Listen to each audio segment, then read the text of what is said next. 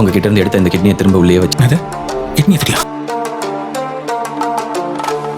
சிவகார்த்திகேயன் அவரோட ஆரம்ப கட்டத்தில் இருந்தே எக்ஸ்பெரிமெண்டல் மூவிஸை முயற்சி பண்ணிட்டு தான் வந்து இருந்தார். எல்லாம் ஒரு கை கொடுத்துச்சான்னு வந்து கேட்டிங்கன்னா 50-50 கூட சொல்ல முடியாது. முக்கால்வாசி படம் கை கொடுக்கலங்கிறதா நிதர்சனமான உண்மை. சொல்ல போனால் படத்தோட பட்ஜெட் கலெக்ஷன் ஆயிருந்தாலும் அதுக்கான அங்கீகாரம் கூட கிடைச்சிருக்காது. ஒரு சில படங்கள் மட்டும்தான் அதுக்கான அங்கீகாரம் வந்து கிடைச்சிருக்கும். அதெல்லாம் என்னென்ன மூவி, எதனால இவர் எக்ஸ்பெரிமெண்டல் மூவிஸ் பண்ணல, ஆடியன்ஸ் கிட்ட போய் கொண்டாடப்படலை. ஏன்னா இவரோட கமர்ஷியல் படம்னு வச்சுக்கிட்டா முக்கால்வாசி படம் வெற்றியாக தான் இருக்கு. எக்ஸ்பெரிமெண்டல் பண்ணும்போது மட்டும் இவரோட படத்தை ஆடியன்ஸ் புறக்கணிக்கிறாங்க. அதெல்லாம் என்ன படம்னு சொல்லிட்டு இந்த வீடியோல பார்க்கலாம். ஹீரோ இந்த படம் ரிலீஸ் ஆகும்போது எதிர்பார்ப்பு அதிகமாக இருந்துச்சு. ஏன்னா அர்ஜுன் அவர்கள் இந்த படத்தில் நடிக்கிறாரு, இவருக்கு சப்போர்ட்டிவ் கேரக்டர் அப்படின்னு சொல்லும் போதே எக்ஸ்பெக்டேஷன் எகிரிருச்சு.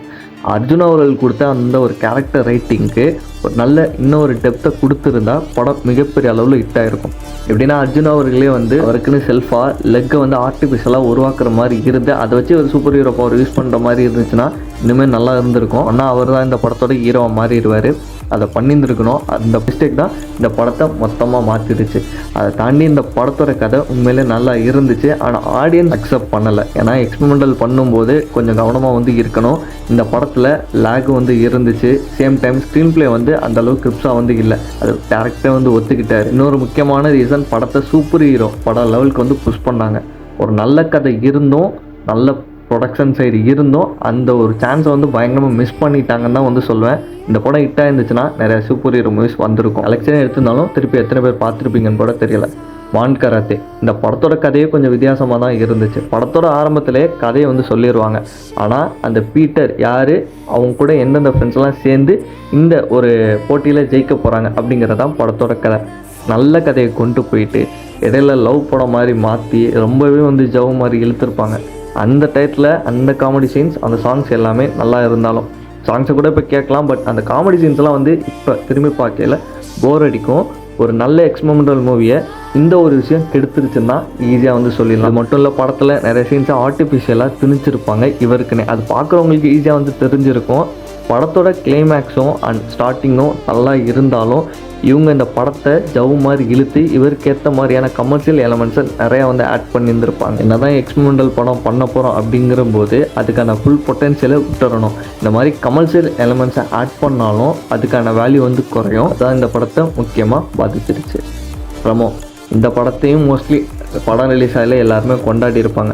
ஆனால் அதுக்கான ஒரு பொட்டென்ஷியல் இல்லை. ஏன்னா ஒரு ஃபுல் அண்ட் ஃபுல் கமர்ஷியலாக ஆர்டிஃபிஷியலான ஒரு கேரக்டர் ரைட்டிங் வந்து இருந்திருக்கும். பார்க்க ஜாலியாக வந்து இருக்கும். இப்படியெல்லாம் நடந்தால் நல்லா இருக்குமே அப்படிங்கிற ஒரு தாட் மட்டும்தான் போயிட்டு இருக்கும் இல்லையா. திரும்பி இந்த படத்தை பார்க்கும்போது அடடா இது ஒரு நல்ல எக்ஸ்பெரிமெண்டல் மூவின்னு யாருமே வந்து அக்செப்ட் பண்ண மாட்டாங்க.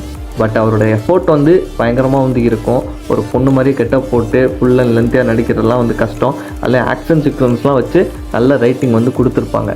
அவ்வை சண்முகியோட ஒரு ரீமேக் மாதிரி தான் வந்து இருக்கும். அதெல்லாம் கே ரவிக்குமார் சார் ஒரு கேரக்டரை வந்து இந்த படத்தில் ப்ளே பண்ணி கொடுத்துட்டு போயிருப்பார். இப்படி இருக்கல இப்படி ஒரு படம் ரிலீஸ் ஆனதுங்கிறது வந்து பெரிய அவசியம் வந்து இல்லை. வான்கராத்தில் முக்கால்வாசி கமர்ஷியல் எலமெண்ட்ஸ் கடுப்பாக தான் வந்து இருக்கும். இந்த படத்தில் ஓரளவு அது தாக்கி பிடிச்சிருந்துருக்கும்.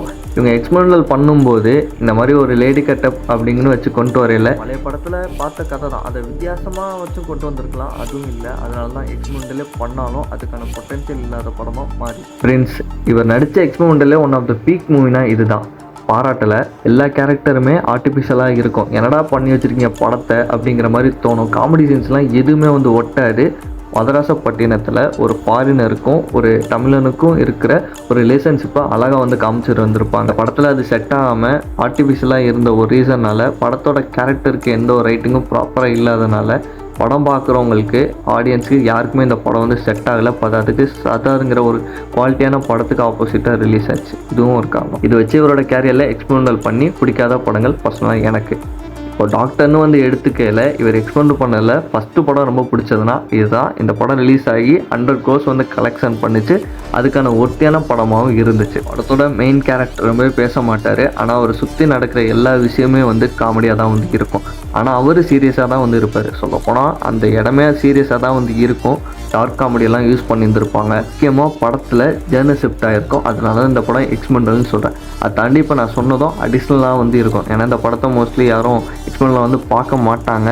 ஆனால் இல்லை டார்க் காமெடி அண்ட் ஜேர்னல் பிளண்ட்லாம் பண்ணனால இதை நான் இந்த லிஸ்ட்டில் வந்து ஆட் பண்ணியிருந்திருக்கேன். படத்தில் ஹீரோ வந்து அமைதியாக இருந்தாலே படம் ஓடாது. அவங்க ஏதாச்சும் பேசி ஆகணும், ஆக்டிங்கை வெளிப்படுத்தி ஆகணும். இந்த படத்தோட கதை இப்படி அமைஞ்சனால மட்டும்தான் இவங்க புதுசாக எக்ஸ்பெரிமெண்டல் பண்ண போகி தான் ஆடியன்ஸ்க்கு பிடிச்சிச்சு, அக்செப்ட் வந்து பண்ணாங்க. அதுவும் காமெடி சேனலில் ஓரளவு கரெக்டாக பேலன்ஸ் வந்து பண்ணிருச்சு. அதுவே இந்த படத்துக்கான பெரிய ப்ளஸ் பாயிண்ட். அயலான் டாக்டர் கிடைச்ச ஒரு அங்கீகாரம் கிடைக்கல அப்படிங்கிறது தான் உண்மை.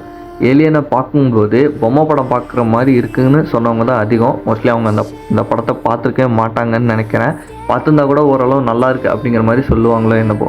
ஏன்னா படத்தில் ஏகப்பட்ட சிஜி ஒர்க் எல்லாமே ப்ராப்பராக வந்து இருந்துச்சு. ஹாலிவுட் லெவலுக்கு வந்து அதை புஷ் பண்ணியிருந்தாங்க. படம் வந்து ப்ரொடக்ஷன் டயத்தில் நிறைய வருஷம் கடந்துடுச்சு. அதுவும் இந்த படத்துக்கான ஒரு ரீசன் எதனால் ஆடியன்ஸ் கிட்ட அட்டாச் ஆகலான்னு வந்து சொல்லி. சப்போஸ் இந்த படத்தோட கதையும் படம் எடுத்து ஸ்டார்ட் ஆகி 1 or 2 இயர்ஸில் ரிலீஸ் ஆயிருந்தால் பிரச்சனை இல்லை. 8 வருஷத்துக்கிட்ட இந்த படத்துக்கான டைம் இருந்துச்சு. அதனால இவங்க ரொம்ப நல்ல கிராஃபிக்ஸ் ஒர்க் இந்த படத்தில் வந்து போட்டிருப்பாங்க. நீங்கள் அந்த ஏலியனை தவிர்த்தும் நிறைய சீன்ஸ் வந்து பார்க்க முடியும். சிஜி வைஸ் காம்ப்ளெக்ஸான சீன்ஸ் எல்லாம் நல்லாவே கிரியேட் பண்ணியிருந்தாங்க. காமெடி சீன்ஸ்லாம் வந்து இருந்துச்சு. ஒரு சில இடத்துல ரொம்பவே நல்லா இருக்கும் படத்தில். அது படத்தை கொஞ்சம் கார்ட்டூனிஸாக அதுவும் ஆக்குனதுக்கான ஒரு ரீசனாக வந்து இருக்கலாங்கிறது என்னோட தாட். படத்தோட ப்ரொடக்ஷன் ஏறி போனனால சிஜிஐ பண்ண டீமே இன்னொரு ப்ரொடக்ஷனெல்லாம் வேற ஒரு கதை. மாவீரன் தமிழ் சினிமாவோட one of the best super ஹீரோயினா என்ன கேட்டால் வந்து சொல்லுவேன். அந்த அளவுக்கு இந்த படத்தோட கேரக்டர்ஸ் ரைட்டிங் வந்து இருக்கும். ஸ்டோரியுமே ரொம்ப டெப்த்தாக வந்து கொண்டு போயிருப்பாங்க. படத்தை 2 கோணத்துலேருந்து வந்து பார்க்க முடியும். அதுதான் இந்த படத்தோட பெஸ்ட் பார்ட். ஆனால் எனக்கு ஒரு குரல் வந்து கேட்குது. அந்த குரலை வச்சு ஒரு கதை எழுதுறாரு. ஆனால் அந்த குரலுக்குள்ளே இவர் வந்து அந்த கதாபாத்திரமாக இருக்காரா இல்லையாங்கிறது தான் படத்தோட ரைட்டிங். அதை இந்த படத்தில் புரியாத ஒரு ரைட்டிங்கை புரிகிற மாதிரியான ஒரு ஸ்க்ரீன் பிளேயில் வந்து கொண்டு வந்து போயிருப்பாங்க. சாதாரணமாக ஆடியன்ஸ் பார்க்குறவங்களுக்கு இது எமோஷ்னலான மூவி மாதிரி கனெக்ட் ஆகும். மக்கள் வந்து போராடுறாங்க அவங்களுக்கான ஒரு அங்கீகாரத்தை தேடி அப்படிங்கிற மாதிரி கூட இருக்கலாம். அதை தாண்டி ஒரு நல்ல எக்ஸ்பெரிமெண்ட்டில் இப்படியும் பண்ண முடியும் அப்படின்னு சொல்லி படத்தோட டேரக்டர் நிரூபிச்சிருப்பார். அயலானுக்கு ஒரு நல்ல அங்கீகாரம் கிடைக்கல, அது மாதிரி மாவீரனுக்கும் அந்த அங்கீகாரம் வந்து கிடைக்கல. அயலான் கூட முழுக்க சிஜிஐ பண்ணி ஒரு ஆர்டிஃபிஷியலான கேரக்டர். ஆனால் இந்த படத்தில் அதெல்லாம் வந்து இல்லை. கதையில் வித்தியாசம் வந்து காமிச்சிருந்தாங்க. காமெடி சீன்ஸ் கொண்டு இந்த படத்தில் கரெக்டாக பேலன்ஸ்டாக வந்து கொண்டு போயிருப்பாங்க. அதுதான் படத்தோட இன்னொரு ப்ளஸ் பாயிண்ட். மதராசி இப்போ நான் சொன்ன படங்கள் எல்லாமே வந்து போட்ட பட்ஜெட்டோட நல்லா தான் வந்து கலெக்ட் பண்ணியிருப்போம். அது நல்லா இல்லை, ரீவாச்சபிள் இல்லை, அதுக்கான ஒரு அங்கீகாரம் இல்லைங்கிறத தாண்டி கலெக்ஷன் கலெக்ட் பண்ணியிருந்திருக்கோம். ஆனால் இந்த படத்தில் அதுவுமே வந்து இல்லை. ஆனால் கதை வந்து நல்லா இருந்திருக்கும். ஆனால் அதில் ஒரு மிகப்பெரிய பிரச்சனை வந்து இருந்துச்சு. மனநலம் பாதிக்கப்பட்டவங்கிட்ட போயிட்டு கவர்மெண்ட் ஆஃபீஸர்ஸ் மிகப்பெரிய பொறுப்பை ஒப்படைக்கிறாங்க அப்படிங்கிறது வந்து மிகப்பெரிய கொஸ்டின். அதை வந்து இவங்க சரியாக ஹேண்டில் பண்ணி ஆடியன்ஸை கன்வின்ஸ் பண்ணியிருந்துருக்கணும். அது பண்ணலை. அதை பண்ணியிருந்தாங்க அப்படின்னா நெகட்டிவாக சொல்ல படத்தில் வேறு எதுவுமே இருந்திருக்காது. ஒரு நல்ல படம். பட் ஒரு சில ரீசனால் நல்லா இருந்தும் கலெக்ஷன் வைஸ் மிகப்பெரிய அடி. இப்போ நம்ம பார்த்தது எல்லாமே சிவகார்த்திகேயன் அவருடைய எக்ஸ்பெரிமெண்டல் மூவிஸ். எல்லாம் கலெக்ஷன் வைஸ் ஓரளவு காப்பாற்றிருந்தாலும் முக்கால்வாசி படம் ஆடியன்ஸ் கிட்ட நெகட்டிவ் ரிவ்யூ வாங்கின படம் தான். இதுக்கான காரணம் அவர் ஃபுல்லாகவே எல்லா படத்துலையும் காமெடி சீன்ஸை ஆர்டிஃபிஷியலாக திணிச்ச மாதிரி கொடுத்துருப்பாரு. அது எல்லா கமர்ஷியல் படங்களுக்கும் நல்லா இருந்திருக்கும். எக்ஸ்பெரிமெண்டல் வரும்போது கார்த்தி அவர்கள் ஒரு மாதிரி ஹியூமர் ப்ளஸ் கண்டென்ட்டை வந்து ப்ராப்பராக ஹேண்டில் பண்ணி கொண்டு போவார். அந்த மாதிரி இவருமே டாக்டர்லேயும் மாவீரன்லேயும் செஞ்சுருப்பார். அதை ஃபாலோ பண்ணியிருந்தால் இவரோட எக்ஸ்பெரிமெண்டல் எல்லாமே பயங்கரமாக அமைஞ்சிருக்கும். இந்த வீடியோ பிடிச்சிருக்குன்னு நினைக்கிறேன். அடுத்த ஒரு வீடியோவில் பார்க்கலாம். டாட்டா.